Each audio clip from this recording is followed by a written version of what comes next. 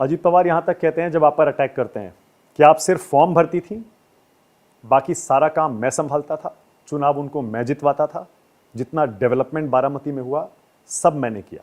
वो सिर्फ स्पीच देती है। देखिए, वो अजीत पवार है, सब जानते वो कैसे बोलते हैं, तो ये कोई नई बात नहीं है।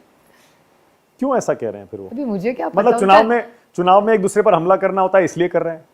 वो नहीं पता मुझे, लेकिन इनका स्टाइल ही ऐसा है। आप बारामती में जितना विकास, जितना काम हुआ है, उसका श्रेय किसे देती हैं? Team work. Team work. उस टीम में कौन कौन शामिल है? वेल, पवार साहब, अजीत पवार खुद, और बहुत सारे फैमिलीज जिन्होंने बहुत मेहनत करके 6 दशकों में पवार साहब को साथ दिया है। बहुत सारी फैमिलीज हैं हमारे, जो ग्राम पंचायत लड़े, जिला परिषद लड़े, नगर सेवक बने, सबका कंट्रीब्यूशन है ना। और घर के पैसे से तो नहीं करते, जो टैक्स का पैसा आता है उससे विकास होता है ना, घर के पैसे से तो नहीं कर रहे। आपको लगता है पवार साहब ने बारामती की पूरी जिम्मेदारी, और आप भी, क्योंकि आप दोनों दिल्ली शिफ्ट हो गए, नेशनल पॉलिटिक्स देखने लगे, ये सारी जिम्मेदारी अजीत पवार को देकर गलत किया था?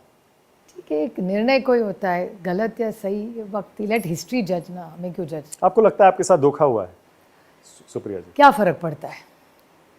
नहीं, क्योंकि लोग तो अब यही तय करने पर इस समय आ गए हैं कि किसके साथ गलत हुआ, कौन सही कौन लोग गलत। जानते हैं और लोगों को पता है। अजीत पवार पर जो आरोप लगे करप्शन के, सुप्रिया जी, आप उनको कैसे देखती हैं? इस सब का जवाब देवेंद्र फडणवीस दे सकते हैं। आरोप लगाने वाला ही देवेंद्र फडणवीस है और माफ़ करने वाला भी देवेंद्र फडणवीस है। क्लीन चिट भी देवेंद्र फडणवीस ने दिया। तो ये सारे सवालों का जवाब देवेंद्र जी ही दे सकते हैं। जब देवेंद्र फडणवीस सरकार में थे और आप के साथ अजीत दादा थे और देवेंद्र फडणवीस वो चक्की पीसिंग कर रहे थे, आपको बुरा लगा था? नहीं, मेरे ख्याल से एक विरोधक कुछ ना कुछ कहते रहते हैं, और आरोप प्रत्यारोप का लेवल क्या रखना है यह हर एक का खुद का होता है। मैंने मेरी मर्यादा तय कर ली हो, उनकी मर्यादा का है वो जाने। पर आप ये तो मानेंगी कि वॉशिंग मशीन का आरोप बीजेपी की तरफ जो विपक्ष लगाता है वो सही साबित हो गया, क्योंकि अजीत पवार और एक केस नहीं, कश्मीर टू कन्याकुमारी बहुत सारे ऐसे केसेस हैं कि पहले आरोप लगाते हैं, उसके बाद अपनी पार्टी मिल लेते हैं, तो फिर वो सही हो जाते हैं। ये सारे कश्मीर। अजीत पवार के केस में वॉशिंग मशीन का आरोप सही है? अभी बहुत सारे हैं, एक के बारे में क्यों हम बात करें? कश्मीर टू कन्याकुमारी बहुत सारे केसेस है ऐसे। ओके, आपके और पवार साहब के मोदी जी से कैसे रिश्ते?